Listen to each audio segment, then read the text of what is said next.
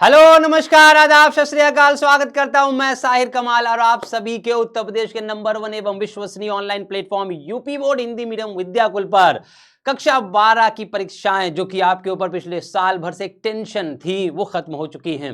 और आप लोगों ने सोचा होगा बहुत बड़ा पहाड़ हमने उठा लिया अपने सर पर, बहुत बड़ा काम कर लिया। नहीं, अब आइए आइए चलते हैं अपने जीवन की वास्तविकता के अंदर। जीवन की वास्तविकता क्या है? पहला सवाल कि हमें पढ़ाया क्यों जाता है, और दूसरा सवाल हम पढ़ लिख करके बनना क्या चाहते हैं और आखिर क्यों चाहते हैं। इन सभी सवालों के जवाब अब कक्षा 12 के बाद आप ढूंढ रहे होंगे पूरे यूट्यूब पर, और आपने अभी तक 10 20 15 या 50 100 की तादाद में वीडियो भी देख ली होंगी कि कभी ये कर लो कभी वो कर लो, ये वाले कोर्स में कितना पैसा लगेगा, ये वाला कोर्स मैं नहीं कर सकता, मेरा फैमिली बैकग्राउंड बहुत ज्यादा वीक है सर और मुझे सपोर्ट नहीं है। अगर मुझे सपोर्ट है भी तो पापा इतना अफोर्ड नहीं कर सकते, या मेरी मम्मी तो सपोर्ट करती पापा नहीं सपोर्ट करते। इन सभी कंफ्यूजन के बीच में आप सभी का दिमाग अभी उलझा होगा। आप सभी की उन सभी प्रॉब्लम का एकमात्र सोल्यूशन इस छोटी सी वीडियो में, कम से कम छोटी क्या मतलब, ये 30 से 35 मिनट की वीडियो में एक सही और उचित मार्गदर्शन, जितना भी हमने 10 से 12 साल के करियर में, अपनी टीचिंग करियर में जितना भी बच्चों को समझा, उनको बताया या पढ़ाया, जितना भी, वो सभी कारगर साबित हुआ। तो उम्मीद करते हैं कि आज का ये सेशन आप सभी के लिए सही साबित हो, एक उचित मार्गदर्शन लेकर आए। अभी तक आप लोगों ने आईएएस, पीसीएस, आईआईटी, जेई और तमाम तरह के मेडिकल कोर्सेज, तमाम तरह के साइंस के कोर्सेज देखे होंगे, और बाद में आपने आईएएस के बारे में, पीसीएस के बारे में, सिविल सेवा उसके बारे में, सबके बारे में सुना जरूर होगा। लेकिन क्या वास्तविकता यह है कि हम कक्षा 12 के बाद या तो हमारी फैमिली बैकग्राउंड बहुत ज्यादा कमजोर होगी तो हम जेई, नीट और ये सारी चीजों की तैयारी नहीं कर सकते, अगर कर भी लिया तो आगे हमें जो खर्चा आएगा वो हमारी फैमिली अफोर्ड नहीं कर सकती, और या फिर अगर हम चाहें तो सिविल सेवा डायरेक्टली हम तैयारी आज से सोच लें और हम जो है साल 2 साल 3 साल के अंदर सफल हो जाएंगे। तो मेरे हिसाब से बिल्कुल भी नहीं। ये 99.9% नहीं हो सकता। 0.1% एक्सेप्शन केस छोड़ दीजिए। ऐसे बहुत से लोग हैं जो 21 साल की उम्र में आईएएस भी बन जाते हैं, आईपीएस भी बन जाते हैं। ऐसे बहुत से लोग हैं जो ऑल इंडिया रैंक लेकर के आईआईटी और जेई में जो है अपने सपनों की उड़ान भी भरते हैं। लेकिन ऐसे बहुत से लोगों में आप अपने आप को देख पाते हैं कि नहीं? यदि आप अपने आप को समझ पाते हैं, यदि आप अपने आप को ये जान पाते हैं कि yes I am capable to do so, मैं ये कर सकता हूं, then you can go forward. आप आगे बढ़िए, और उसके लिए आपको कोई वीडियो देखने की जरूरत नहीं, because you have the capability to crack any type of exam in this modern time, in this tough time. आज का ये जमाना, आज का ये दौर बहुत मुश्किल है बेटा। अभी आज के जमाने के हिसाब से अब आपको वास्तविकता को एक्सेप्ट करना पड़ेगा, और आज के इस वीडियो में हम आपके सामने ऐसे बहुत से अनसुलझे फैक्ट, एक ऐसे मिस्ट्रीज खोलने वाले हैं जहां पर आपके कान खड़े हो जाएंगे और शायद आपके रोम रोम खड़ा हो जाए, या फिर आपके धुआं उठने लगे कि ऐसा भी कंपटीशन होता है। अभी तक कक्षा 12 के लिए जितना आप परेशान थे, अब आप अपने आप की आकलन कर सकेंगे। आइए अब आप वास्तविक संसार में चलते हैं, क्योंकि हमारा वो समाज जहां पर सरकारी नौकरी ग्रुप डी की पा लेने पर भी घर में मांग होती है 10 लाख लेबा, 10 लाख लेबा तभी तो लड़की शादी करबा, ये होती है। ये बात सच है कि हम उस समाज से हैं कि जहां पर 10 लाख, 15 लाख, 20 लाख, 25 लाख की डिमांड होती है। किस बात पे होती है? कि हमारा लड़का सरकारी नौकरी है, चाहे वो ग्रुप सी का हो, चाहे वो ग्रुप डी का हो। अगर यही सरकारी नौकरी किसी लड़के को मिल जाए तो लड़की कहे मैं तो तोका ना दूं, तय मुका दे 50 लाख, क्योंकि मैं बी ग्रेड के अधिकारी या ए ग्रेड के अधिकारी। तो बात यहां पर समझ में आती है कि आपके माँ बाप आपको पढ़ा भी इसीलिए रहे हैं कि आप कुछ उनका भला कर सके, और फिर उसके बाद शादी भी अच्छी अच्छी जगह पर अच्छी डिमांड के अनुसार हो। हम बिल्कुल भी दहेज प्रथा के बारे में बात नहीं कर रहे हैं, इस बात को अदरवाइज मत लीजिएगा। लेकिन चूंकि हम सभी यूपी, बिहार, एमपी, राजस्थान ऐसे जगहों से बिलोंग करते हैं जहां पर यह चलन है, और ये चलन बहुत बुरा है। हमें दहेज या शादी या आगे के लिए नहीं, हमें जो पढ़ना है, अपने आप को बनाना है, वो अपने माँ बाप के लिए, और अपने आपके जो अंदर जो सपने हैं, लाइक किसी के अंदर आईएएस बनने का सपना होगा, सपने देखना बुरी बात नहीं है, लेकिन सपनों को पूरा करने के लिए एक टाइम मैनेजमेंट, एक सही स्ट्रेटेजी, सही मार्गदर्शन, सही गाइडेंस की जरूरत होती है। लेकिन अभी आप कक्षा 12 पास आउट हुए, आपको बहुत बड़े लेवल के लेक्चर्स या बहुत बड़े बड़े टीचर्स के लेक्चर्स आपको शायद समझ में ना आए, तो हम सभी लोग आप सभी के लिए जो वीडियोस लेकर आ रहे हैं, आप उसमें देखिए, समझिए, छांटिए, और फिर सिलेक्ट करिए कि आपको क्या करना चाहिए। आज का ये वीडियो मेरे 3 एक कॉम्पिटिटिव एग्जाम के ऊपर है, जो कि आप बिना कोर्स किए, जैसे कि आपको मेडिकल लाइन में कोई कोर्स करना होता है तभी आप आगे कुछ फार्मेसी या आगे कोई मेडिकल स्टोर या कोई आप नर्स या कोई आप डॉक्टर, छोटे मोटे डॉक्टर भी बनने के लिए आपको कोर्सेज करना पड़ते हैं। आप आईएएस के लिए जाएंगे, अगर आप सोच रहे हैं तो आईएएस आप अभी तो बन नहीं रहे, भाई जाहिर सी बात है, उसमें बिना ग्रेजुएशन के आप आईएएस और पीसीएस तो भूल ही जाइए, वो ग्रेजुएट लेवल का ही होता है। वो सपना तभी आप देख सकते हैं जब आप बीए फर्स्ट ईयर कर चुके हो, सेकंड ईयर में आ गए हो या थर्ड ईयर में हो, आपकी कंपनी हो और आपके अंदर वो मोटिवेशन आ जाए। लेकिन मैं बात कर रहा हूं पूरे समूह का, एक मास का। मास मतलब लाखों बच्चों का। हर बच्चा अगर आईएएस के लिए चले जाने लगा तो बेटा फिर क्लर्क कौन बनेगा, ग्रुप डी कौन बनेगा, ग्रुप बी कौन बनेगा? जाहिर सी बात है, लाखों हर साल आईएएस तो बन नहीं सकते। 15 लाख फॉर्म तो लगभग पड़ेंगे, 12 लाख पड़ेंगे, 13 लाख पड़ेंगे, बनते तो 500, 800, 1000 ही हैं। तो बेटा एक बात बताओ, आज के इस दौर में गुजारा कैसे होगा? हम सभी ऐसे बोर्ड्स या ऐसे समाज से, ऐसे कल्चर, ऐसी फैमिली से बिलोंग करते हैं जो कि एक मिडिल क्लास और लोअर मिडिल क्लास से बिलोंग करते होती है, ठीक है, हम करते हैं। जैसे कि क्या बिना पैसे खर्च किए भी सरकारी नौकरी मिल सकती है? एक मिडिल क्लास और लोअर मिडिल क्लास का बच्चा क्या क्या कर सकता है, आपको खुद सोचना पड़ेगा। गवर्नमेंट सबको वैसे मौके देती है अपने सपने पूरे करने की, लेकिन वो सपने एक सीरियल वाइज होने चाहिए। ऐसा ना हो कि आपने आज सोचा और कल आप बनने की सोच रहे हैं, ये पॉसिबल नहीं है। भगवान के अलावा दुनिया में कोई बड़े से बड़ा टीचर तुमको नहीं बना सकता। और फिर पहला कदम बढ़ा कर ही मंजिल तक पहुंचा जा सकता है, ये बात ध्यान रखना। यदि आप ये सोच रहे हैं कि डायरेक्ट मैं छत पर छलांग लगा लूंगा, तो इससे कुछ नहीं होने वाला। आपको चोट लगेगी और आप धड़ाम से गिर जाएंगे और आप जीवन में ऊपर नहीं चढ़ पाएंगे और फिर कई महीने तक ऊपर नहीं पड़ पाएंगे। तो इसलिए हमेशा याद रखें, जो पहला कदम हो वो बहुत ही केयरफुल होना चाहिए और पहला कदम ही आपको आपके सपना, जो आपकी मंजिल है, आपकी डेस्टिनी, वहां तक ले जाता है। पहला कदम बहुत इंपॉर्टेंट होता है कि अगर आपने वो गलत ले लिया, बहुत से बच्चे 10th क्लास के बाद गलत कदम उठाते हैं, जो कि अपनी पोटेंशियल के अकॉर्डिंग नहीं बल्कि दोस्तों के अकॉर्डिंग अपनी स्ट्रीम को सिलेक्ट कर लेते हैं। बस वहीं से उनकी बर्बादी शुरू हो जाती है। 10th क्लास के बाद बच्चे जब मैथ्स लेते हैं ना, तो अपने 4 दोस्तों को देख करके लेते हैं कि मुझे तो मैथ्स ही लेनी। कुछ बायो ले लेते हैं, ठीक है, ये उम्मीद में कि मैं बहुत अच्छा डॉक्टर बन जाऊंगा। अब जो बच्चे कुछ होते हैं जिनको कुछ नहीं पढ़ना होता है, ऐसा माना जाता है, वो कहते हैं मैं आर्ट साइड से पढ़ लूंगा, ठीक है। और इन बच्चों का, जो कि हम भी है एक आर्ट साइड के स्टूडेंट रहे हैं, इन बच्चों का ये बच्चे मजाक बनाने लगते हैं। ये बात ध्यान रखना, ये मेरा सेल्फ एक्सपीरियंस है। ये बच्चे इन बच्चों का मजाक बनाते हैं और फिर बीच में फंसते हैं कॉमर्स वाले, ठीक है, कॉमर्स वाले। तो अब आप सबके सामने सीयूईटी सीयूईटी सीयूईटी आ रहा होगा बार बार कि सर बीए कर लें, बीकॉम कर लें या बीएससी कर लें। बेटा कर ले तो कुछ भी कर ले, लेकिन करने के बाद आपसे यह नहीं पूछा जाएगा तुमने क्या किया, बीए किया, बीएससी किया या बीकॉम किया। जब तुम पढ़ चुके होगे तब तुमसे पूछा जाएगा तुमने जीवन में क्या किया। और जीवन में क्या किया तब ये नहीं बताओगे कि मैंने बीएससी किया जीवन में, या एमएससी किया, या एमए किया, ये नहीं बताया जाता। आपने नकल मार के पास किया हो, किसी सड़ी हुई यूनिवर्सिटी से किया हो, किसी बहुत अच्छी यूनिवर्सिटी से किया हो, बहुत बड़े कॉलेज से किया हो, कोई नहीं पूछने वाला। बस इतना पूछा जाएगा तुमने क्या किया, जीवन में तुमने क्या किया। तो जीवन में क्या किया का मतलब है एक नौकरी। यदि ये समाज में आपको मिल गई ना, तो समाज तुमसे कभी ये पूछेंगे नहीं तब बीए कहां से करे रहे, वो वहां से हैं मुन्नी देवी डिग्री कॉलेज से कि चंदा देवी विश्वविद्यालय से। कोई नहीं पूछने वाला, कोई नहीं पूछने वाला कि तुम्हारा कहां से है। बेटा तो इस सब चक्कर में परेशान भी ना हो, तुम्हारा आर्ट्स कहीं से भी हो, कॉमर्स कहीं से भी हो, या फिर साइंस या बीएससी कहीं से भी हो, कोई दिक्कत नहीं। दिक्कत यह है कि अगर आप करने के बावजूद भी आप एक ग्रुप डी की भी नौकरी नहीं पाते, तो कहीं क्या करे रहते वहां पढ़े, इलाहाबाद यूनिवर्सिटी पढ़ेगा ना, बीएचयू करे, क्या करे रहे वहां। क्योंकि हर यूनिवर्सिटी में पढ़ने वाला हर बच्चा सफल तो हो नहीं पाता। वजह वही सोचता मैं जो पढ़ रहा हूं यही मेरी काबिलियत है। काबिलियत तुम्हारी जो पढ़ रहे हो वो नहीं है। काबिलियत तभी साबित होगी जब तुम्हें कुछ मिल जाएगा, एक नौकरी मिल जाएगी। हमारा समाज ऐसी है, नौकरी ले करके ये सोचता है कि अब हम सफल हुए, वरना वो काबिल नहीं माना जाता। समाज में उसकी थू थू ही होती है। आज की इस वीडियो में हमें सिर्फ इतना डिस्कस करना है बच्चे कि हमें करना क्या चाहिए। और करने में चलो बात करते हैं। पहला कदम, जैसे कि हमने आपसे सामने कहा कि 12th के बाद बिना कोई कोर्स किए, बिना कोई पैसा खत्म किए, केवल शायद आपके आज के इस दौर में केवल शायद आपका 150 से 200 रुपए लगेगा।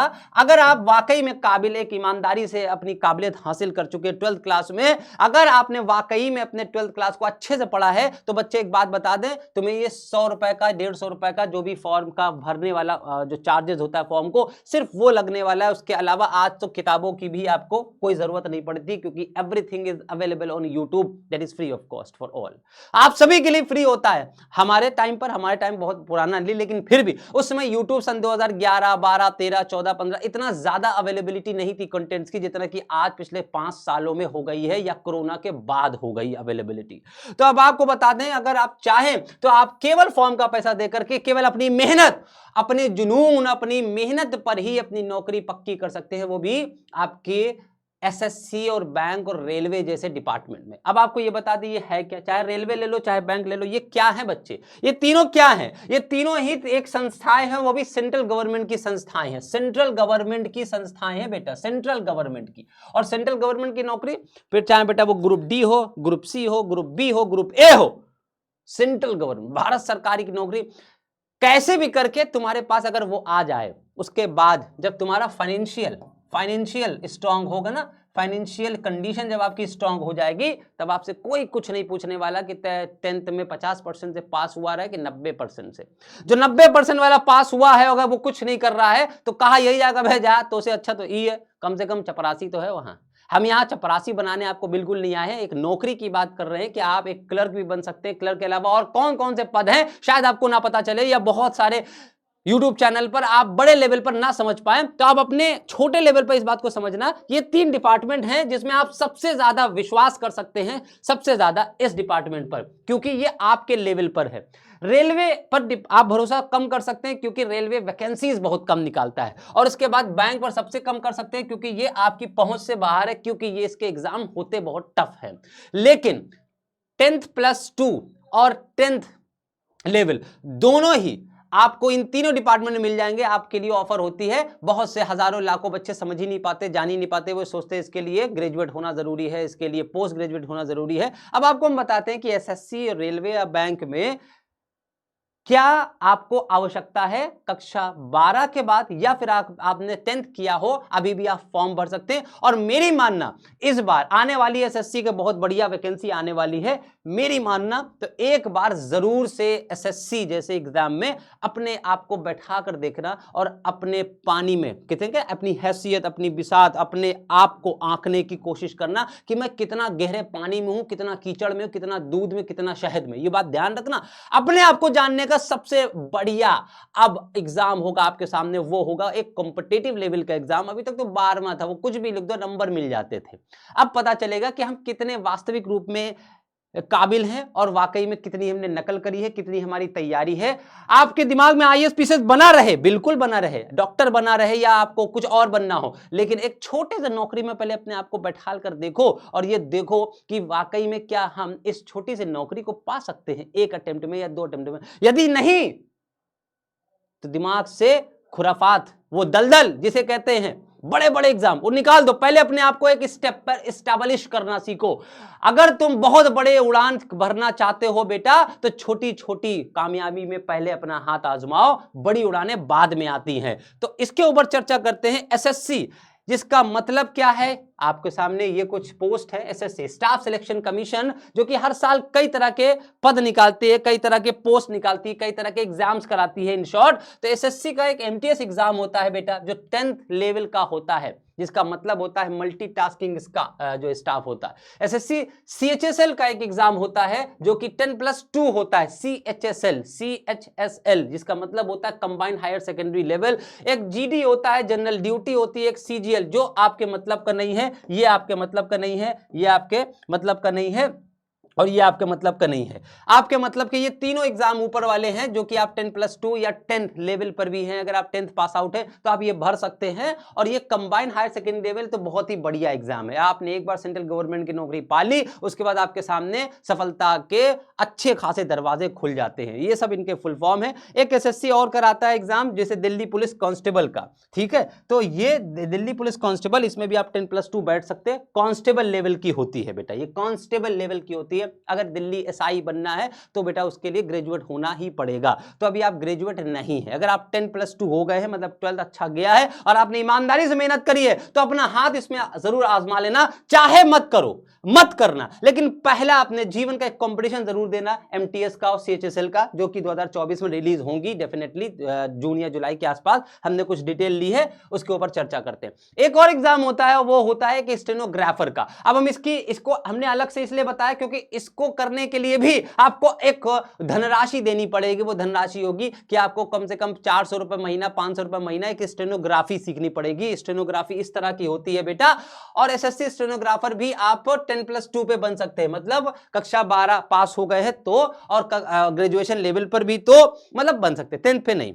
12वीं पास हो गए तो स्टेनोग्राफर। स्टेनोग्राफर क्या होता है, जैसे आपने देखा होगा कई बार नेताओं के इंटरव्यू लेते समय जब जो रिपोर्टर होते हैं वो पूछते हैं माइक में, उस समय कुछ लोग लिख रहे होते हैं, आपने देखा होगा कुछ लोग साइड में, नेता लोग कुछ बोल रहे हैं या जज जो बोल रहा है उसके नीचे जो लिख रहा है उनके ऑर्डर को, तो उनको बोलते हुए वो अपनी स्पीड में बोलेंगे, उनको रिकॉर्ड भी करना है। आजकल तो स्टेनोग्राफी थोड़ी कम हो गई क्योंकि आजकल रिकॉर्डिंग चल गई है, हर चीज रिकॉर्ड हो जाती है, बाद में उसे रिपोर्ट बना दिया जाता है। नेता से आप दोबारा थोड़ी कहेंगे सर फिर से बोल दीजिए, लिखना है हमको। तो इसीलिए स्टेनोग्राफी बनाई गई है, एक तरह से एक कूट लैंग्वेज होती है जिसको शॉर्ट रूप में ऐसे लिखा जाता है। ये कुछ सिंबल होते हैं, इसको सीखने के लिए कम से कम 6 महीना या साल भर चाहिए। बिना सीखे आप स्टेनोग्राफर के एग्जाम नहीं क्वालिफाई कर सकते हैं। अब इसको क्वालिफाई या जो भी एग्जाम हमने आपको CHSL बताई या MTS, बहुत ही आसान तो होते हैं, आसान बहुत होते हैं, हम आपको बता दें आसान तो बहुत होते हैं, तीनों चारों एग्जाम ईजी तो बहुत है, लेकिन ईजी अपने क्वेश्चन पेपर पैटर्न पर तो है, कंपटीशन लेवल पर नहीं बिल्कुल ईजी है। इनका कंपटीशन जो होता है वो बहुत ही ज्यादा टफ होता है। टफ क्या होता है कंपटीशन, मतलब सर अभी तक आपने 25 लाख देखे आपके उत्तर प्रदेश के बोर्ड में बैठे हुए बच्चे, मान लीजिए 25 लाख बच्चे बैठे, बिहार बोर्ड के बैठे 10 लाख बैठे, 8 लाख बैठे, लेकिन जब आप कोई कंपटीशन की तैयारी कर रहे होते हैं तब बेटा आपके सामने एक टास्क होता है। वो टास्क ये होता है, वहां पर सिर्फ बैठना ही काफी नहीं है, बल्कि जितनी वैकेंसी है उसके अंदर अपना नंबर, अपना नाम लाना, यह बहुत बड़ी बात होती है। जैसे अब इसके ऊपर डिटेल थोड़ी सी बता दें हम आपको। अगर हम बात करें एग्जाम, मल्टीटास्किंग एग्जाम की, SSC मल्टीटास्किंग एग्जाम में बहुत ही सिंपल सा सिलेबस होता है और 10th लेवल का होता है। 10th लेवल होता जरूर, हमने कहा ना इजी होता है। आप में से बहुत से बच्चों की मैथ्स बहुत अच्छी होगी, है ना, इंग्लिश अच्छी होगी, कुछ बच्चों की जिनकी इंग्लिश अच्छी होती है उनकी मैथ नहीं, जिनकी मैथ अच्छी होती है उनकी इंग्लिश अच्छी नहीं होती। लेकिन मान लेते हैं किसी एक बच्चे की इंग्लिश और मैथ, हमने आपको कई बार पढ़ाते हुए भी बताया कि जिस बच्चे की इंग्लिश और मैथ अच्छी है आज के इस दौर में, समझ लीजिए उसके लिए कंपटीशन क्रैक करना बहुत आसान हो जाता है और पॉसिबल है, उसके लिए 99% पॉसिबल है कि वो क्रैक कर लेगा। इंग्लिश और मैथ ये आपको आगे सिलेक्शन दिलवाएगी। यदि आपने ये दोनों चीजें कर ली तो रीजनिंग सीखना, एक सब्जेक्ट अभी आपको मिलेगा जो कि अभी आपने सुना भी नहीं होगा, रीजनिंग, जिसे हम कहते हैं तार्किक क्षमता, तर्क पर आधारित कुछ क्वेश्चंस होते हैं, बड़ा मजा आता है। इसको सीखने के लिए आपको किसी टीचर की आवश्यकता बिल्कुल भी नहीं है, ये हम आपको बता दें, हमने खुद अपने आप से सीखी है और हम आपको अच्छी खासी रीजनिंग पढ़ा सकते हैं। फिलहाल अगर क्लास चलता है आपका CUET का या दूसरे कॉम्पिटिटिव तो देखेंगे। फिलहाल आप देखें रीजनिंग ये एक होता है, एक न्यूमेरिकल मैथमेटिकल एबिलिटी होती है, जनरल अवेयरनेस ये थोड़ा एक ऐसा पोर्शन होता है बेटा कि अगर किसी IAS अधिकारी से भी पूछो कि जनरल अवेयरनेस में वो 100% परफेक्ट है, तो जाहिर सी बात है कोई इंसान जनरल अवेयरनेस मतलब एक सामान्य ज्ञान, सामान्य जो जागरूकता है उसमें कितना माहिर है, महारत है। तो सामान्य ज्ञान में आपके स्पोर्ट्स आ गए, कल्चर हो गया, इसके अलावा बहुत सारे हिस्ट्री के क्वेश्चन, बहुत सारे ज्योग्राफी के क्वेश्चन, बहुत से सिविक्स या पॉलिटिकल साइंस के क्वेश्चन, बहुत है हिस्ट्री के क्वेश्चन और तमाम तरह के कल्चरल क्वेश्चन हो गए, बहुत तरह के जो है क्वेश्चन स्पोर्ट्स से रिलेटेड, बहुत से पुरस्कार से संबंधित क्वेश्चन, ये सारी चीजें तो एक जनरल अवेयरनेस के अंतर्गत डाल देते हैं। इसके क्वेश्चंस की लिमिट होती है, जैसे क्वेश्चन इसमें 20 क्वेश्चन मैथ्स के, 20 क्वेश्चन रीजनिंग के, जनरल अवेयरनेस के 25 और इंग्लिश लैंग्वेज के 25। ये बात ध्यान रखना, ये दोनों पर आपकी मेरिट बनती है और ये दोनों आपके क्वालिफाइंग होते हैं। मतलब अगर मैथ किसी को नाम मात्र की या लगभग काम चलाऊ आती तो भी उसका काम होगा, लेकिन आपका सिलेक्शन इन दोनों सब्जेक्ट पर इस एग्जाम में होता है। इस एग्जाम की बात बता रहे हैं क्योंकि हम बात कर रहे हैं मल्टीटास्किंग एग्जाम, जो कि एक ग्रुप डी की पोस्ट होती है, ग्रुप डी। अब आप सोचे ग्रुप डी, हम ग्रुप डी बने ना बेटा, ग्रुप डी बनने कोई नहीं कह रहा, नौकरी पाने को। जब आप ग्रुप डी की नौकरी पा जाएंगे उसके बाद आप IAS भी बन सकते हैं। ऐसे आपने तमाम एग्जांपल देखे होंगे, चाय की दुकान पर भी पढ़ करके लोग IAS बन जाते हैं। लेकिन आपके पास जरिया होना चाहिए, आपके पास एक तरह का सोर्स ऑफ इनकम होना चाहिए। अगर वो सोर्स ऑफ इनकम नहीं है तो आप कोई भी तैयारी नहीं कर सकते। या तो आपका फैमिली बैकग्राउंड बहुत ज्यादा अच्छा हो, बहुत अमीर हो आपके घर वाले, अच्छी बात है, लेकिन अमीर भाई कितना भी अच्छा होगा, 5 साल तैयारी करने के बाद पिताजी भी पूछेंगे का रे कब बनबे हैं, तो का दे जो है हमारी जेब खाली हो गई, कब बनबे, वो पूछेंगे जरूर। तो एक तरह का जो मेंटल प्रेशर होगा ना, वो जब आप अपनी कमाई अपने ऊपर लगाएंगे, वो हमेशा याद रखिए वो इंसान हमेशा सफल होगा जो खुद की मेहनत खुद पर लगाता है। माँ बाप से कह करके अपनी तैयारी नहीं कर सकते आप, IAS PCS के एग्जाम नहीं दे सकते। क्यों? क्योंकि आपके ऊपर एक तरह का सामाजिक प्रेशर, एक तरह से फैमिली का प्रेशर बना रहता है। उस प्रेशर में इंसान फिर डिप्रेशन में जाता है और कुछ बच्चे तो IAS PCS तैयारी करते समय भी 5 से 8 साल कर लिया, आखिरकार वो डिप्रेशन में जाकर सुसाइड कर लेते। वो उसके चक्कर में नहीं पड़ना, पहले हमें अपने आप को सिक्योर करना। बड़े से बड़े किसी IAS टीचर के बारे में सुनोगे वो भी आपको ये कहेगा पहले अपने आप को एस्टैब्लिश करो छोटी जगह जगह पर, जिससे कि आपकी सोर्स ऑफ इनकम, क्योंकि जीवन चलता रहेगा, ये दिन कभी भी रुकता नहीं है। The show must go on, life चलती रहनी चाहिए, और तब आपको अपने सपने एक एक करके पूरे करना चाहिए। आप डायरेक्टली आज सपना देख ले कि ना 5 साल बाद हम राजा बनो, बेटा राजा बनोगे कैसे हैं? प्रजा के बीच में जाना पड़ेगा ना। तो प्रजा के बीच में डायरेक्टली मेन मार्केट में नहीं जाओगे, पहले अपने महल से तो निकलो, फिर गली से गुजरो, गली से अगला चौराहा तो पार करो, उसके बाद चौक जाओ, मेन चौराहा, फिर घंटाघर जाओ जहां पर एकदम गड़बड़ झाला। तो बेटा हमेशा याद रखिए, महल से पहले निकलना पड़ेगा। आप अपनी कक्षा 12 के उस सोच से बाहर निकलिए और अब उस कंपटीशन में उतरिए। वो कंपटीशन होगा, ये एमटीएस, आपको लग रहा होगा एमटीएस ये क्या है, एक अंदाजन बता रहे हैं हम आपको, अंदाजन मतलब एक मोटा मोटा कंपटीशन बताते हैं किस लेवल पर होता है। एमटीएस की वैकेंसी आएंगी 5000, ठीक है, ये बात ध्यान रखना। एमटीएस की वैकेंसी 5000 आएंगी, हो सकता है कभी 7000 आ जाए, कभी 8000 आ जाए, कभी 4500 आ जाए। फॉर्म आपको बता देते हैं पूरे भारत से, क्योंकि सेंट्रल गवर्नमेंट की है, पूरे भारत से फॉर्म बता देते हैं। 30 लाख, 35 लाख, ठीक है, 40 लाख, इस तरह से फॉर्म पड़ते हैं। 50 लाख तक के फॉर्म पड़ जाते हैं और 5000 वैकेंसी। अगर आपकी मैथ्स अच्छी होगा, डिवाइड करके देख लो कि एक सीट पर कितने लोग बैठने के लिए चालू हैं, ये कितने लोग लगे हैं। मैं बैठब, वो करना मैं बैठब, एक एक सीट पर 500-500, एक एक हजार बच्चा कंपटीशन कर रहा है, सीट एक है। ग्रुप डी की बात बता रहे बेटा, आईएएस तो छोड़ दो, वो सीएजएल जो सीजीएल है, आपने सोचा हो कंबाइंड ग्रेजुएट लेवल का एग्जाम भी होता है, बड़े अधिकारी बन जाते हैं, बी ग्रेड के अधिकारी बन जाते हैं, फिर आईएएस ए ग्रेड का। बेटा वो सब तो बात की बात है, पहले इधर ये सोचो कि तुमने कभी ये सोचा है कि 5000 वैकेंसी पर जो 30 लाख बच्चे हैं उसमें से कितने ब्रिलियंट होंगे वो, तभी तो वो एक चपरासी बन पाए। हाँ, चपरासी बनने के लिए ब्रिलियंस चाहिए, ब्रिलियंस सरकार को, ब्रिलियंस। तुम्हारा 12th पास नहीं चाहिए, 12th तो सब पास हैं, इसमें बैठ तो रहे ग्रेजुएट भी बेटा, इसमें बैठते ग्रेजुएट लेवल। अब बताओ जरा, ग्रेजुएट लेवल का आदमी एमटीएस का एग्जाम दे रहा है, जी हाँ, ठीक है, ये एग्जाम, इसके लिए आपको बहुत ही फंडामेंटल पढ़ना है, लेकिन अपने आप को कॉम्पिटिटिव रूप में तैयार करना है। आपको आता है अच्छी बात है, लेकिन विद इन टाइम आपको आता है कि नहीं आता है, इसके बारे में और चर्चा करते हैं। आगे देख लीजिए, आपके डिपार्टमेंट यहां आपको नौकरी मिल जाएगी अगर आपने एमटीएस को क्रैक कर लिया। जनरल सेक्रेटरी, जो सेंट्रल सेक्रेटरीट है, मिनिस्ट्री ऑफ डिफेंस है, डिफेंस रक्षा मंत्रालय होता है, नेशनल इंफॉर्मेटिक्स सेंटर है, मिनिस्ट्री ऑफ पार्लियामेंट्री है, ministry of micro, ministry of consumer, ministry of external affairs है, विदेश मंत्री, जितने भी सेंट्रल डिपार्टमेंट होते हैं, सेंट्रल मतलब भारत सरकार के जो डिपार्टमेंट है, वहां पर आपको एक चपरासी बना के भेजा जाता है। एमटीएस एग्जाम आप पास करके जाइए और आगे चलते। अब इसकी सैलरी देख लीजिए, लगभग 18 से 22,000 के बीच में इसकी सैलरी बनती है।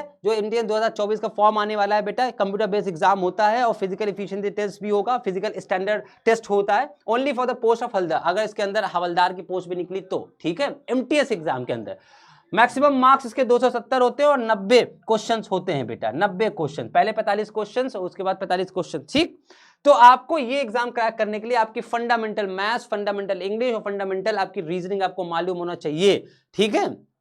और आपकी सेकंड जो पार्ट होता है उसमें माइनस मार्किंग भी होती है बेटा, 1 नंबर की माइनस मार्किंग होती है, मतलब एक क्वेश्चन गलत किया 3 नंबर मिलते हैं, तो 3 में से 1 नंबर कट जाएगा, तो 1/3 माइनस मार्किंग इस पे होती है। अब आपको पता चलेगा कंपटीशन का असली मतलब। ये कुछ इंफॉर्मेशन है जो कि एमटीएस 2000 जल्दी आने वाली है, जून जुलाई के आसपास, टू बी नोटिफाइड लिखा हुआ, कैटेगरी गवर्नमेंट जॉब, 10th पास, 25 साल की उम्र मैक्सिमम होनी चाहिए। वैसे आप सभी लोग 18 साल के होने वाले होंगे या कुछ हो गए होंगे 10th+2 अगर आपने किया है ना, कुछ में 28-27 साल, तो ये मैटर नहीं करता। आपकी मिनिमम एज आपको तो मिल ही रही है, क्योंकि अभी आपकी अपर एज लिमिट में थोड़ी आप क्रॉस कर चुके होंगे। ऑनलाइन होगा एग्जाम और इंटरन सिटीजन होने चाहिए, पेपर 1 ऑब्जेक्टिव, और जो फिजिकल एफिशिएंसी टेस्ट होता है, पेट जिसे कहते हैं, फिजिकल स्टैंडर्ड टेस्ट होता है, ये सिर्फ हवलदार के लिए, अगर आप हवलदार के लिए अप्लाई करते हैं। उसके अलावा 18,000 से 22,000 तक के। आप ये सोच रहे होंगे बहुत ही छोटा अमाउंट है सर, तो बेटा बड़ा अमाउंट पाने के लिए बड़ा ज्ञान होना चाहिए, और बड़ा ज्ञान एक दिन में नहीं आता, सालों लग जाते हैं, ठीक है। ये अमाउंट आपको छोटा जरूर लग रहा होगा,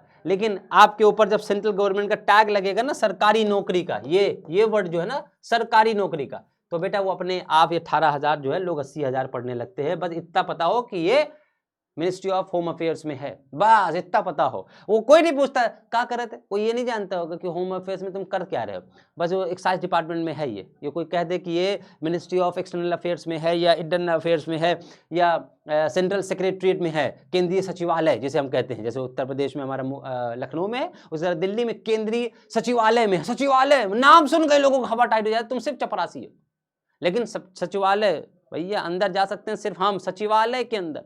तुम्हें सैलरी कितनी मिल रही? बहुत ही कम। लेकिन बेटा ये सैलरी नहीं, इसको देखो, ये जो सरकारी नौकरी होती है ना, ये अगर आपको मिल गई। आगे चलते हैं बेटा, आगे चलते हैं। अब दूसरा एग्जाम CHSL होता है। अगर आपने 12th पास आउट किया अच्छी तरीके से तो आप ये जॉब कर सकते हैं, ये आपकी ग्रुप डी की नौकरी नहीं होती, ठीक है।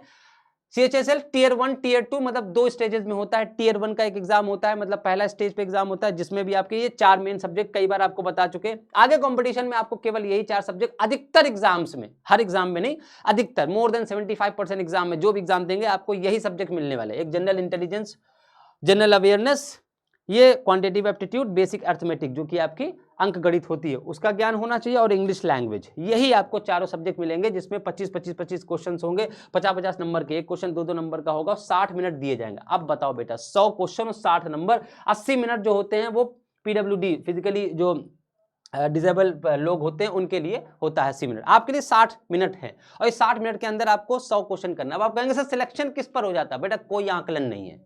कभी मेरिट जो है 100 में से 90 चली जाती है, कभी मेरिट 81 रह जाती है, कभी 85 रह जाती है। तो हम ये आंकड़ा आपको नहीं देंगे, क्योंकि पिछले कई सालों का एकदम आगे पीछे ऊपर नीचे, कभी भाई 30 लाख फॉर्म पड़े, कभी 40 लाख पड़ गए, तो ऑटोमेटिकली वो मेरिट ऊपर चली जाएगी।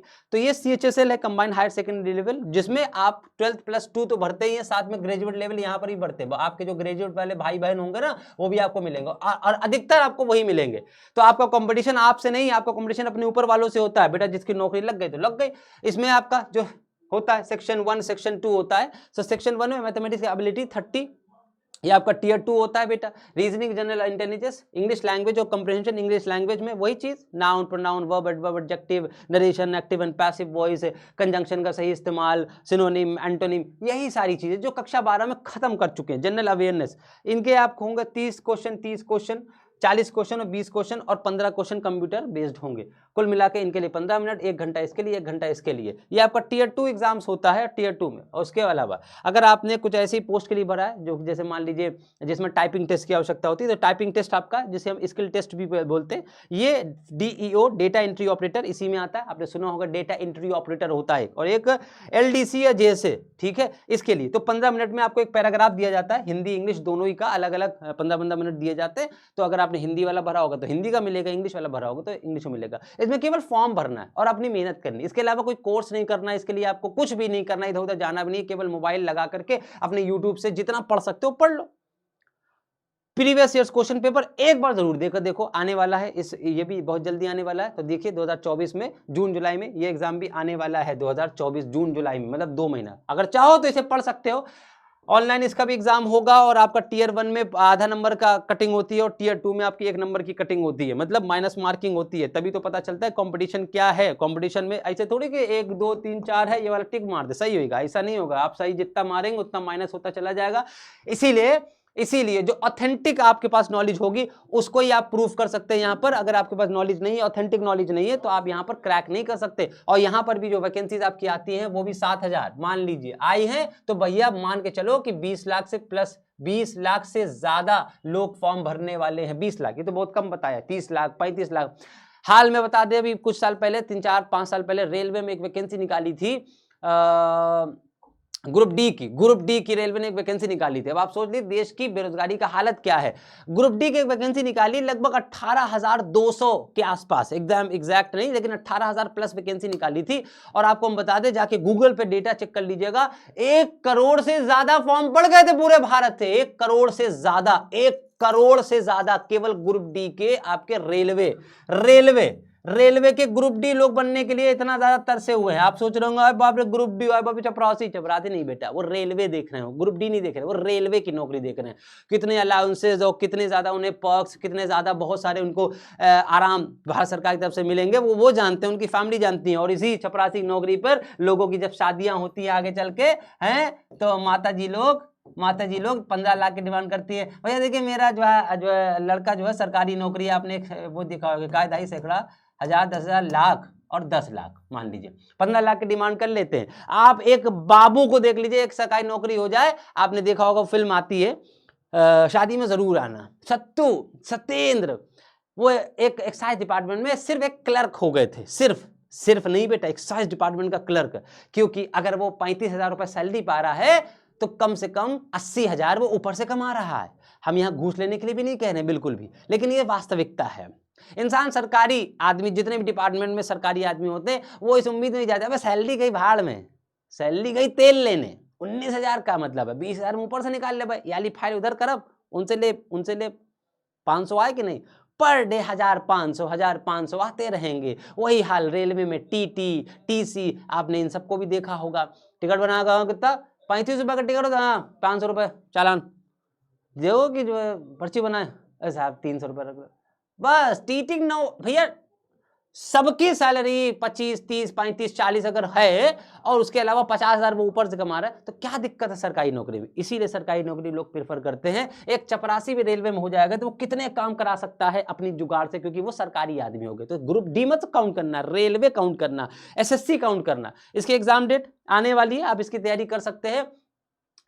कौन कौन से पद होते हैं आपके, तो आपका LDC, JSA, PA, SA, DO, ये जो हमें हमारे ज्ञात में है, हमारे ज्ञान में, वो हम आपको बता रहे हैं। लोअर डिविजनल क्लर्क, इसके बारे में आपने शायद कभी सुना हो। जूनियर सेक्रेटरी असिस्टेंट होता है, पोस्टल असिस्टेंट होता है, सोर्टिंग असिस्टेंट और डेटा एंट्री ऑपरेटर, ये सब डिपार्टमेंट आपने कभी देखा होगा। बैंक में गए होंगे आप, तो बैंक में आपके पैसे को इधर से उधर, उधर से उधर, मैनेजर ने बुलाया तो वो चला गया, हाँ साहब ये ले जाओ वहाँ पर, वो वाली फाइल वहाँ से ले आओ, वहाँ से वाली फाइल उठा कर वहाँ दिया, अच्छा ये काम करो, वो जमा कराओ डाकघर में। ये जो काम करते हैं ना, ये सब इसी में आते हैं, जैसे बैंक में होते हैं उसी तरह। तो एमटीएस के बाद ऊपर की पोस्ट होती है एक एलडीसी की, एक जूनियर सेक्रेटरी असिस्टेंट की। असिस्टेंट का मतलब एक हेल्पर होता है, एक सहायक होता है। पोस्टल असिस्टेंट, सोर्टिंग, तो आपको इन सब से मतलब नहीं, आपको केवल फॉर्म भरना और नौकरी पाना, वो कहीं पर भी मिले, चाहे वो डेटा एंट्री ऑपरेटर। अगर डेटा एंट्री ऑपरेटर में भरते हो तो आपको एक टाइपिंग आनी चाहिए, बस इतनी शर्त है कि इंग्लिश हिंदी की टाइपिंग आनी चाहिए, बहुत स्पीड नहीं। 25 और 30 वर्ड की मांगी जाती है कि 30 वर्ड इंग्लिश के हों और 25 वर्ड हिंदी के। अब हो सकता है वो बढ़ा दिया हो, 30 वर्ड हिंदी के कर दिया हो या 35 इंग्लिश के। जब हमने दिया था अधीनस्थ सेवा चयन आयोग का बाबू लेवल का एग्जाम 2016 में, तब ऐसे ही था कि 25 हिंदी और 30 इंग्लिश, और हम क्रैक कर चुके थे इंटरव्यू में। बस वही है, 1.5 नंबर आधे नंबर से इंसान बाहर होने लगता है। आइए बात करते हैं इंडियन रेलवे की। अगर इंडियन रेलवे की बात करें ज्यादा, तो इंडियन रेलवे हमने आपको पहले शुरुआत में कहा कि एसएससी पर आप भरोसा इसलिए कर सकते हैं, वो हर साल वैकेंसी निकालता है, चाहे वो 2,000 निकाले चाहे 15,000 निकालेगा। बट रेलवे हमारा आजकल आप समझ ही रहे, एक प्राइवेट हो चुका है। मतलब बहुत सारी चीजें, ऐसा नहीं कि नौकरी प्राइवेट हो गई, सरकारी नौकरी, बहुत सारी चीजों को कट कर दिया गया है, जो कि एक्स्ट्रा मिलती थे सैलरी के रूप में, अच्छा खासा पैसा मिलता था, वो सारी चीजें बहुत हद तक बंद है। तो रेलवे पे आप भरोसा तो नहीं कर सकते, लेकिन फिर भी रेलवे इस तरह के एग्जाम्स कराता है। तो आपके लेवल मतलब 10+2 अगर हम देखें, आप लोग कक्षा 12 पास आउट हो गए, तो आरआरबी रेलवे रिक्रूटमेंट बोर्ड जो है वो एनटीपीसी, आपने हाल में सुना होगा, पिछले 2 साल पहले शायद एनटीपीसी की एक जॉब निकली, उसमें भी लाखों फॉर्म पड़े थे। एनटीपीसी होता क्या है आगे बताते हैं।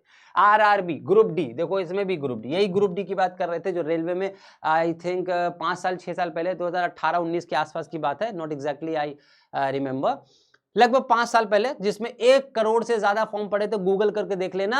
अब आप ये कभी मत सोचना कि ग्रुप डी और ग्रुप सी ये नौकरी नहीं करे, बेटा पहले ग्रुप डी बन जाओ, उसके बाद ग्रुप ए भी बन जाना, ठीक है। साल 2 साल 3 साल 4 साल करे रहो, उसके बाद एक हवलदार ही जो है पुलिस का, वो आगे चलकर जब आईपीएस बनकर आता है तो वही दरोगा उसको सलाम करता है।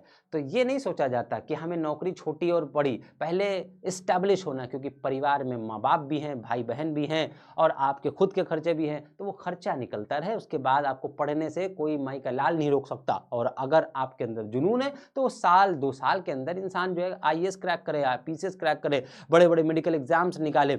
और ये ऐसी चीज है एसएससी, इसके लिए कोई भी स्ट्रीम कोई बॉन्डेज नहीं है, ये बात भी हम आपको बता दें। आप को इसलिए बता रहे, जब आपने एसएससी पीछे देखा होगा या रेलवे अब आप देख लीजिए, एसएससी में पीछे अगर हम आपको बात करें तो इसमें सब में इंग्लिश जनरल इंग्लिश आती है ना, मैथ्स भी जनरली आती है। तो बेटा ये आर्ट साइड का बच्चा और 12th में साइंस साइड का बच्चा और कॉमर्स वाला 10th क्लास तक मैथ्स पढ़ा रहता है और इंग्लिश भी सब पढ़े रहते हैं। तो ये तीनों स्ट्रीम के लिए बराबर से होता है, बराबर से।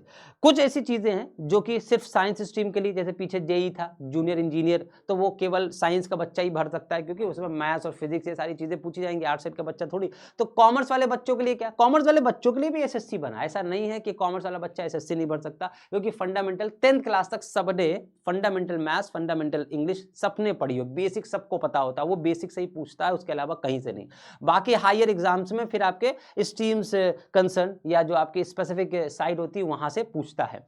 तो बात करते हैं यहाँ पर ग्रुप डी की, आरआरबी कांस्टेबल बनते हैं, आरआरबी एएलपी बनते हैं, एएलपी असिस्टेंट लोको पायलट, जैसे आपने लोको पायलट सुना होगा ट्रेन चलाने वाले, उसका भी एक असिस्टेंट होता है साथ में, वो असिस्टेंट लोको पायलट, वो आरआरबी निकालता है, एसआई, उसके अलावा जेई और उसके बाद पैरामेडिकल। तो ये आपके मतलब का नहीं, ये आपके मतलब का नहीं, ये आपके मतलब का नहीं, क्योंकि इसके लिए एक तो हायर क्वालिफिकेशन या एक स्पेसिफिक साइड की पढ़ाई चाहिए होती है। हम यहाँ पर कॉमर्स, आर्ट्स और साइंस तीनों के बारे में बता रहे हैं। तो आप यहाँ एनटीपीसी, ग्रुप डी और एएलपी इनका फॉर्म भर सकते हैं। तो देख लेते हैं एक आध दो चीजें इनके बारे में, जैसे कि यहाँ पर NTPC non technical popular category, इसका फुल फॉर्म होता है नॉन टेक्निकल, इसमें कोई टेक्निकल चीजें आपको नहीं करना है, 12th पास आप भर सकते हैं, ठीक है। और कुछ ऐसे भी एग्जाम है जिसमें आप ग्रेजुएट होने चाहिए, कुछ ऐसे एग्जाम्स हैं जिसमें आपको ग्रेजुएट भी होना चाहिए। इसमें आपको commercial apprentice, traffic apprentice, goods guard और असिस्टेंट स्टेशन मास्टर, ये 4 पद मिल जाएंगे जो कि 12th पास, और इसमें सैलरी 22,000 प्लस होती जरूर है। लेकिन अब आप सोच रहे होंगे रेलवे की नौकरी और केवल 22,000 इंसान कमाएगा, बेटा 22,000 में 44,000 और जोड़ लो, 44,000 और जोड़ लो। क्यों? क्योंकि रेलवे की नौकरी है भैया, और रेलवे की नौकरी आप समझ रहे हो कितना ऊपरी इंसान कमाता है। तो पैसा बेटा बाप बढ़ाना भैया, सबसे बड़ा रुपया ये दुनिया की और समाज की जरूरत बन चुकी है। तो पहले अपने आप को भी देखो और बाद में हर चीज सोचो, पहले अपने आप को स्टैब्लिश करो, उसके बाद फिर आप हायर पोजीशन पे चलते जाइए। तो जब आप किसी भी सरकारी नौकरी को पा जाते हैं तो समाज में अपने आप रुतबा होता है। आजकल कोई कुछ नहीं बोलता, समाज कुछ नहीं बोलता है, बोलता है तो पैसा। तो इसीलिए रेलवे, एसएससी लोग इसीलिए प्रिफर करते हैं। प्राइवेट जॉब भी आपको बहुत अच्छी मिलेगी इनसे कहीं ज्यादा, लेकिन वो जितनी आसानी से मिलती है उतनी आसानी से चली भी जाती है, इसलिए प्राइवेट जॉब पर इंसान भरोसा नहीं कर सकता। प्राइवेट जॉब के लिए भी आपको हम कुछ बात बताते हैं अभी फिलहाल। ये 4 पद आपके होते हैं, कमर्शियल और गुड्स गार्ड, असिस्टेंट। अब ये होते कैसे, दिखते कैसे, जरा देख लीजिए। कमर्शियल अप्रेंटिस, जो भी चीजें होती हैं, मशीनरी जो खराब हो जाती है, ठीक है, उनको सही करना ये उसका काम होता है। उसके बाद ये आपका गुड्स गार्ड होता है, जो कि आपकी रेलगाड़ी, जो माल ढोने वाली गाड़ियां होती है ना, मालगाड़ी, उसमें जो गार्ड होते हैं वो गुड्स गार्ड कहलाते हैं। असिस्टेंट स्टेशन मास्टर, झंडी खड़े होकर दिखाना, बस बात खत्म, पैसा उठाओ, क्या दिक्कत है ना। एनटीपीसी अगर सीबीटी 1 की बात करें, कंप्यूटर बेस्ड टेस्ट है, 2 तरीके से, मतलब 2 रूप में होगा। मैथमेटिक्स इसमें भी, जनरल इंटेलिजेंस, इसमें आपकी इंग्लिश नहीं आएगी। अब जहां पर जो बच्चों को इंग्लिश जो है, जहां पर ये बच्चों को इंग्लिश दिक्कत हो वो रेलवे का फॉर्म भरें। इंग्लिश आपसे इसमें ज्यादातर एग्जाम में नहीं पूछता है इंग्लिश में, इसमें मैथ्स बहुत ज्यादा पूछता है और अच्छी मैथ पूछता है। मैथमेटिक्स 30 नंबर की, जनरल इंटेलिजेंस और रीजनिंग मतलब वही तार्किक क्षमता 30 नंबर का, 30 क्वेश्चंस होंगे, और जनरल अवेयरनेस और 40। तो ये 100 नंबर का पहला पेपर जो कि 90 मिनट का होता है, 100 नंबर का होता है। अगर किसी का मैथ्स अच्छा है और रीजनिंग उसका ऑटोमेटिक अच्छा होगा, जिसका मैथ्स अच्छा होगा वो रीजनिंग भी लगा लेगा, क्योंकि उसके दिमाग में इतनी मैथ भरी है, वो रीजन निकाल करके तक लगा करके सवाल को सॉल्व कर लेगा।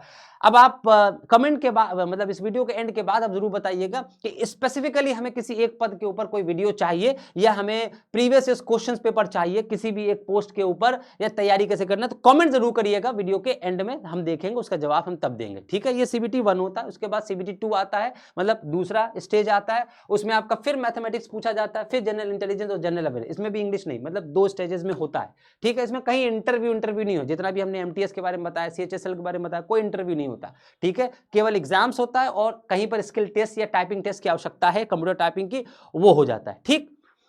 35, 35 से 50, तो यहाँ 120 क्वेश्चन, 120 मार्क्स के, और इसमें भी 90 मिनट मिलते हैं। तो अब आपको देख बता दें, ये एग्जाम एमटीएस के या सीएचएल से कहीं ज्यादा टफ होते हैं। वजह, क्योंकि इसमें फॉर्म और ज्यादा पड़ते हैं, और रेलवे में हर एक इंसान का सपना होता है चाहे गुड्स गार्ड ही बना दे, लेकिन रेलवे की नौकरी मिल जाए। तो इस बात को ध्यान रखिए, पहले अपने आप को इन सभी एग्जाम्स में बैठाल करके अपने आप को जरा आंक लीजिए कि आप कितना बेहतर कर सकते हैं। पहले इनको तो निकालने की कोशिश करो, ना निकाल पाओ कम से कम एक बार अनुभव लेने की कोशिश करो, तो हमें यह पता चल जाएगा what we are actually and what we should do. हम अपनी लाइफ में करें तो करें क्या, पहले अपने एग्जाम्स, ये है वास्तविकता, आज के संसार की वास्तविकता ये है। जब आप ये करेंगे तब आपको पता चलेगा कि अब हमें किस तरीके से पढ़ाई की आवश्यकता है, क्या करना चाहिए क्या नहीं। लोग तो तुमको यही कहेंगे, तुमको 4 बातें आ जाए, 5वां आदमी कहे अबे तेरा डीएम काहे नहीं बन जाता, अबे तो का डॉक्टर हो चाहिए रजा, तो उसके कहने से तुमने ये सोच लिया कि मुझको डॉक्टर हो चाहिए, मुझको आईएएस अधिकारी होना चाहिए, तो बेटा महामूर्खता है ये। अपने अंदर अपने आत्मा से पूछो कि क्या वाकई में मैं उस लायक हूं। पहले जो हूं वो प्रूफ करूं, उसके बाद मैं और बन के दिखाऊंगा। और कभी भी कोई पढ़ाई, कभी भी कोई कंपटीशन की तैयारी, कभी भी कुछ कर रहे हो तो 4 लोगों से बिल्कुल मत कहना बेटा, समाज तुमको आगे नहीं बढ़ने देगा, समाज तुमको घसीट लेगा, ये बात ध्यान रखना, ठीक। लास्ट में आता है एएलपी जो कि है असिस्टेंट लोको पायलट। ठीक, इसमें एलिजिबिलिटी होती है 10+2 एज आपकी लगभग, हमने एज ज्यादातर इसलिए नहीं बताई क्योंकि 18 तो होनी चाहिए, उसके बाद आपसे मतलब भी नहीं है। किसी में 27 साल है, किसी में 30 साल, किसी में 33 साल अपर एज लिमिट, लेकिन लोअर एज लिमिट में अगर आप देखें तो अभी तक आप लोगों ने 18 टच किया होगा, कुछ लोग होने वाले होंगे और कुछ लोग हो चुके होंगे, तो आप सभी के लिए ये सभी दरवाजे खुले हैं। सैलरी इसमें 24,000 से 35,000 तक मिल जाती है असिस्टेंट लोको पायलट में। ये आपके असिस्टेंट लोको पायलट यहाँ होते हैं, और इसमें आपको एक एडिशन करना होता है, वो है एक डिप्लोमा, ITI का डिप्लोमा करना होता है बेटा। और अगर ITI डिप्लोमा कर लिया तो असिस्टेंट लोको पायलट के रूप में आप भारत सरकार के रेलवे में नौकरी पा सकते हैं। उसके अलावा बैंक जो होते हैं बेटा, बैंक के बारे में इसलिए नहीं बताएंगे क्योंकि बैंक थोड़ा सा स्पेसिफाइड हो जाता है, वहां पर कम्युनिकेशन स्किल और खासतौर से इंग्लिश का नॉलेज बहुत ज़्यादा मांगते हैं। कम्युनिकेशन स्किल, चाहे वो 10+2 हो, चाहे वो 10th लेवल का हो, चाहे वो ग्रेजुएट लेवल का हो, वहाँ की इंग्लिश इतनी ज़्यादा टफ हो जाती है कि वो एक साधारण बच्चे के लिए क्रैक करना मुश्किल हो जाता है। आप सभी बच्चे जिस बैकग्राउंड से आते हैं तो आपके लिए मैथ्स बहुत अच्छी होगी, आपकी जनरल अवेयरनेस अच्छी होगी, लेकिन इंग्लिश में कहीं ना कहीं आप पीछे रह जाएंगे। तो मैथ्स वाले एग्जाम्स में अधिकतर आपको इंग्लिश मीडियम के बच्चे ज़्यादा सिलेक्ट होते हुए दिखाई देंगे। हालांकि वो भी ओपन फॉर ऑल, सबके लिए खुला होता है, लेकिन बैंक में खासतौर से कम्युनिकेशन स्किल और साथ में आपकी थ्योरेटिकल स्किल, जो भी आपका रिटन आपकी स्किल है इंग्लिश राइटिंग की, वो सब अच्छी होनी चाहिए। तो बेहतर है उस पर दिमाग ना लगा के, हमें एक नौकरी चाहिए, 4 नौकरी एक साथ नहीं कर सकते। तो बैंक के बारे में चर्चा किसी और दिन। फिलहाल आज की इस वीडियो में इतना ही। आप सभी को इस वीडियो में जितना भी कुछ सीखने को मिला जरूर कमेंट सेक्शन में हमें बताएं, और जितना भी आपको और चाहिए हो किसी पर्टिकुलर पोस्ट के लिए तो आप कमेंट सेक्शन में बताएं, हम जरूर लेकर आएंगे उसके ऊपर एक स्पेसिफिक सेशन। आज के लिए इतने, आप सभी को बहुत बहुत धन्यवाद। आपका दिन शुभ हो।